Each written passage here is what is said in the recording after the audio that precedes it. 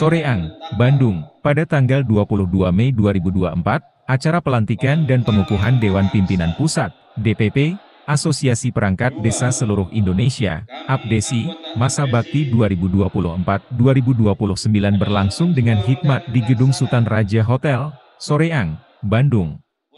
Acara ini dihadiri oleh berbagai tokoh penting, termasuk Ketua Umum APDESI, Asef Anwar Sadat, SH, dan Sekjen APDESI, Sohidin, SH. Dalam acara tersebut, Ketua Umum Bintang Pejuang Keadilan Nasional, D. Beni L. SH, MH, memberikan keterangan kepada jurnalis SJB. Beni menyatakan bahwa kehadiran para pemimpin perangkat desa dari seluruh Indonesia merupakan bukti kuatnya komitmen APDESI dalam memajukan desa-desa di tanah air. Salah satu yang dibentuk APDESI ini agar supaya semuanya itu bisa merata.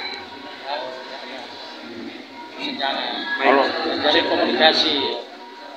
kalau program unggulan APDESI apa ya Pak? Ketum gini aja, menyangkut apresiasinya lah dari Ketum terkait pelantikan hari ini, kira-kira yang diharapkan seperti apa nih untuk pemimpin yang baru nih kira-kira? Jadi kita mengharapkan APDESI ini lebih lagi untuk memperhatikan seluruh perangkat desa atau masyarakat di desa agar bisa menyalurkan seluruh pengetahuan atau keilmuan atau cara-cara yang dari pusat itu sampai ke bawah dan agar seperti tadi saya bilang tidak terjadi disparitas atau kesenjangan. Ya, harapan APDESI, harapan kita ya, kita kan sebagai pemantau ya, bisa bekerja sama dengan baik dengan pemerintah agar APDESI itu bisa merangkul seluruh pemerintah di desa itu agar terjadi kerjasama yang baik antara pemerintah di desa-desa sampai ke atas, pemerintah pusat. Sedikit komentarnya terkait penambahan masa jabatan kepala desa yang saat ini sudah bisa dikatakan finish gitu kira-kira dari Pak Ketum nih tanggapannya. Penambahan kepala desa itu sudah dipikirkan ya, undang-undang ya, sebenarnya kita tidak bisa lagi mencampuri urusan itu. Itu sudah dipertimbangkan, sudah dipikirkan, sudah dianalisa secara intelektual oleh dan pemerintah agar mungkin ya bisa bisa terjadi pembangunan berkelanjutan, tidak sampai cuma 5 tahun tiba-tiba ganti kepala desa, ganti lagi program yang baru. Kalau 8 tahun pemerintah merasa cukup, dia bisa berbuat seperti itu. Jadi, tentunya dengan adanya penambahan itu mensupport lah ya, mendukung lah dengan apa yang menjadi kebijakan pemerintah dan ya betul. Supaya pada waktu bisa lebih fokus lah, lebih fokus dan lebih terarah pembangunan yang di desa-desa itu. Untuk kedepannya Pak, dalam hal mengawal untuk program-programnya Pak Prabowo nih kira-kira dari organisasi yang seperti ini kira-kira apa yang bisa menjadi di luar APDESI? Bintang Pejuang Keadilan Nasional ini akan mengawal seluruh program pemerintah terpilih, walaupun sekarang juga kita sudah mulai ya karena sedang dikembangkan.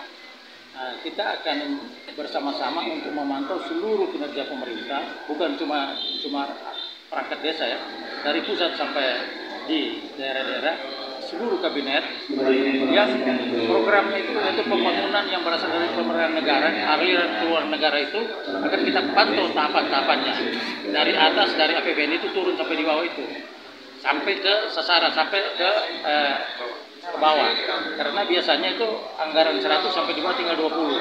Nah, tahapan-tahapan itu yang akan kita pantau sampai di bawah agar supaya tidak terjadi kebocoran anggaran dari pemerintah. Seperti itu. Baik, siap, cukup. Terima kasih Pak Ketum. Terima kasih.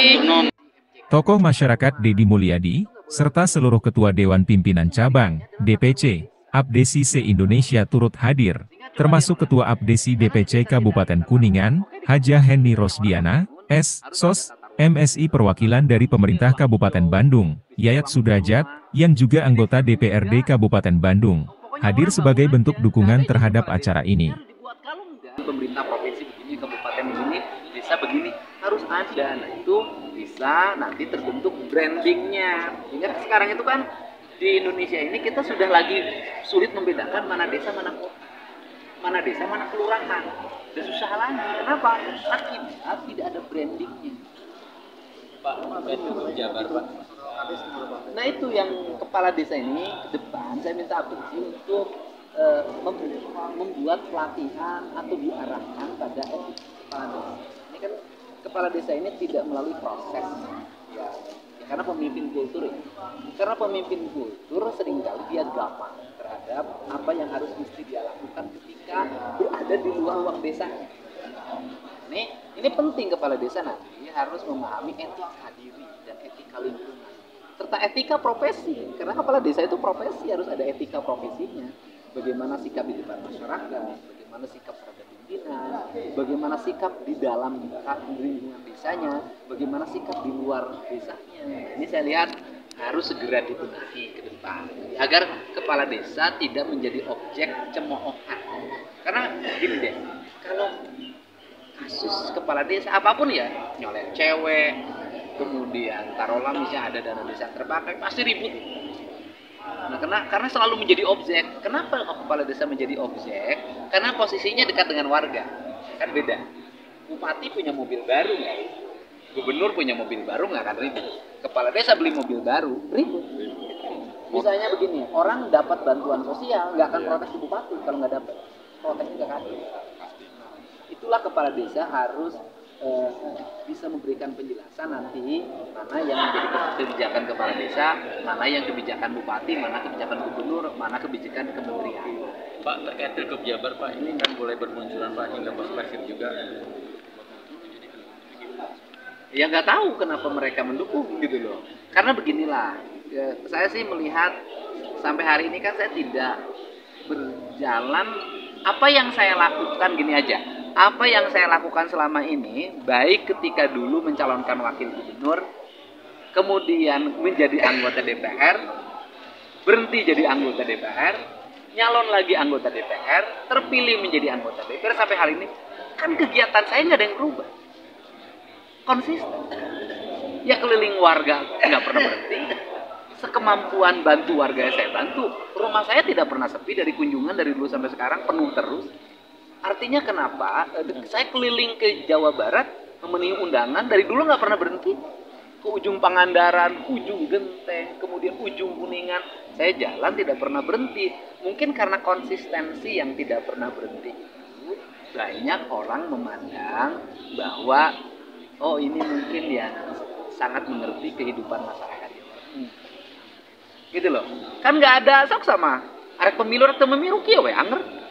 Ya kan enggak, kalau jokolek anger, aya nu minta dibere anger, kan nggak berubah, kan gitu loh. Nah jadi sehingga tidak ada bagaimana persiapan kadi pilgub harus apa yang saya persiapkan, dah kieu wae, kan gitu loh. Jadi ini Pesan dari partai Pak Prabowo untuk mendekati pilkada harus seperti apa? ya kalau misalnya sih hari ini kan kalau di Partai Gerindra kan yang dibahas bukan hanya Pelantikan ini diharapkan dapat memperkuat sinergi antara perangkat desa dan pemerintah dalam upaya pembangunan yang berkelanjutan di desa-desa Indonesia. Dari Bandung, Diani melaporkan untuk SJB TV. 4. Kami anggota ABDESI senantiasa berjuang dan bertekad bulat untuk mewujudkan pemerintahan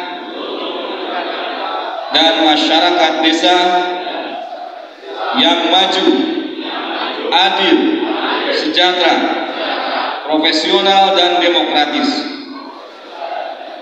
5. Kami anggota ABDESI senantiasa setia pada Undang-Undang Dasar 1945,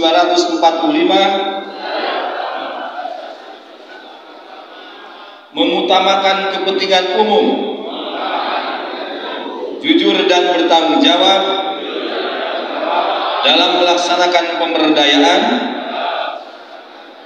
dan percepatan pembangunan pedesaan.